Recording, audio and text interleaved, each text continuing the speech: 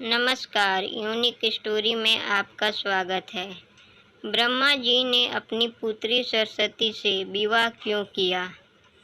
ब्रह्मा और सरस्वती की कहानी उस समय शुरू होती है जब सृष्टि की रचना हो रही थी। हिंदू ग्रंथ के मुताबिक सृष्टि की रचना ब्रह्मा जी के द्वारा की गई है और इस ब्रह्मांड के पालनकर्ता के रूप में हम भगवान विष्णु को जानते हैं। साथ ही भगवान शंकर को सृष्टि के संहारक के रूप में जानते हैं। अब ब्रह्मा और सरस्वती की कहानी को समझने के लिए हमारे लेख के साथ अंत तक बने रहें। हिंदू धर्म में ब्रह्मा, विष्णु और महेश को सृष्टि के निर्माता, पालक और संहारक के रूप में जाना जाता है। मगर कमाल की बात है कि आपने पृथ्वी पर विष्णु और महेश की बहुत सारी मंदिरें देखी होगी, मगर आपने कभी भगवान ब्रह्मा की मंदिर नहीं देखी होगी। पूरे पृथ्वी में भगवान ब्रह्मा की मूर्ति केवल भारत के पुष्कर में है। इसका एक प्रसंग ब्रह्मा जी और सरस्वती के विवाह से जुड़ा हुआ है। इस प्रसंग का उल्लेख सरस्वती पुराण में किया गया है। प्रसंग के अनुसार सरस्वती जी ब्रह्मा जी की बेटी थीं। ब्रह्मा जी ने सृष्टि की रचना के बाद सरस्वती जी को अपने तेज से उत्पन्न किया था। इसलिए यह कहा जाता है कि सरस्वती जी की कोई माँ नहीं थी। सरस्वती जी को विद्या की देवी कहा जाता है। प्रसंग के अनुसार सरस्वती माता बहुत ही खूबसूरत और आकर्षक थी। इस कारण स्वयं ब्रह्मा जी भी उनकी ओर आकर्षित हो गए और उनके मन में सरस्वती माता से विवाह करने का विचार आ गया। सरस्वती माता ब्रह्मा जी की इच्छा को जान गई थी। वो अपने पिता से विवाह नहीं करना चाहती थी। वह ब्रह्मा जी की नज़रों से बचने का प्रयास करने लगी, लेकिन उनके ये सभी प्रयास असफल रहे। अंत में सरस्वती जी को ब्रह्मा से विवाह करना पड़ा। ऐसा माना जाता है कि इसकी देवलोक में बहुत आलोचना हुई और यही कारण है कि ब्रह्मा जी की पूजा नहीं की जाती। सरस्वती पुराण में कहा गया है कि ब्रह्मा और सरस्वती ने 100 साल तक जंगल में पति पत्नी के रूप में बिताया। इस दौरान ब्रह्मा और सरस्वती में प्रेम बना रहा। इन दोनों का एक पुत्र भी हुआ। इस पुत्र को स्वयंभू मनु के नाम से जाना गया। आगे चलकर मनु की संतानें ही मनुष्य जाति के पनपने का कारण बनी।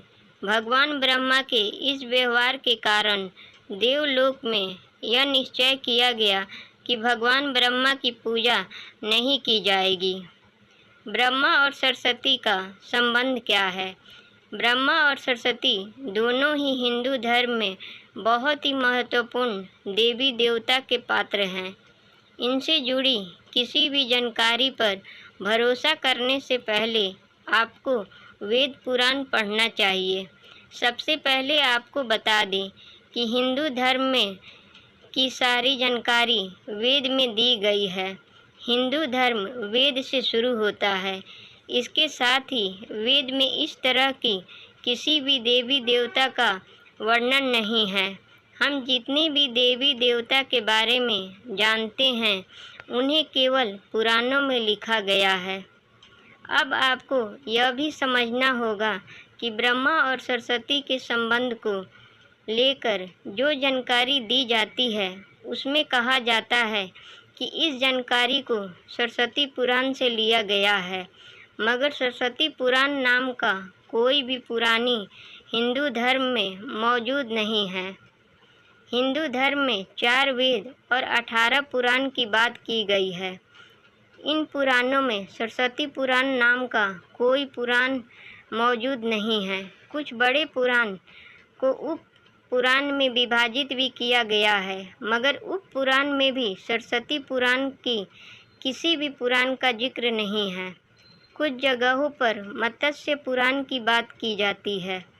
मगर इस पुराण में भी आपको सरस्वती और ब्रह्मा के विवाह जैसी कोई जानकारी नहीं मिलेगी। ऐसे में सवाल उठता है कि ब्रह्मा और सरस्वती के बीच कौन सा संबंध है। इसके लिए आपको समझना होगा कि ब्रह्मा ने सृष्टि का निर्माण किया, अर्थात जब भगवान ब्रह्मा इस सृष्टि का निर्माण करने बैठे तब विष्णु और महेश के अलावा कुछ भी इस दुनिया में मौजूद नहीं था। ऐसे में अगर उन्हें सृष्टि को आगे चलाने के लिए किसी भी पुरुष और स्त्री की आवश्यकता होगी तो उन्हें अपने मन से उसकी रचना करनी होगी। इसी वजह से भगवान ब्रह्मा में माता सरस्वती, नारद, मनु, जामवंत, सनक, सनंदन, सनातन और सनत कुमार, भृगु, अत्रि का जन्म अपने मन से किया और पृथ्वी को आगे संचालित करने के लिए धरती पर भेजा। इसमें पृथ्वी पर ज्ञान के संतुलन को बनाए रखने के लिए उन्होंने माता सरस्वती को अपने साथ रखा और साथ रहने वाली स्त्री को पत्नी का दर्जा दे दिया गया। सरस्वती पत्नी है या ब्रह्मा की बेटी। अगर ब्रह्मांड में मौजूद हर चीज़ की रचना भगवान ब्रह्मा ने की है तो बेटी हो या पत्नी, दोनों की ही रचना भगवान ब्रह्मा के द्वारा ही संभव थी। भगवान ब्रह्मा को अगर किसी के साथ विवाह करना था तो इसके लिए भी उन्हें किसी का निर्माण अपने मन से करना पड़ता और उनके मन से उत्पन्न होने के कारण उनका रिश्ता बेटी की तरह भी लगाया जाता है। हालांकि सृष्टि का निर्माण होने के बाद अलग अलग घटनाओं के कारण ब्रह्मा का विवाह 5 बार हुआ था। इस वजह से उनकी कुल 5 पत्नियां हैं, जिसमें सरस्वती, सावित्री, गायत्री, श्रद्धा, मेधा। दोस्तों, वीडियो अच्छी लगे तो वीडियो को लाइक करें और चैनल को सब्सक्राइब करें और कमेंट बॉक्स में अपनी राय दें। वीडियो देखने के लिए धन्यवाद।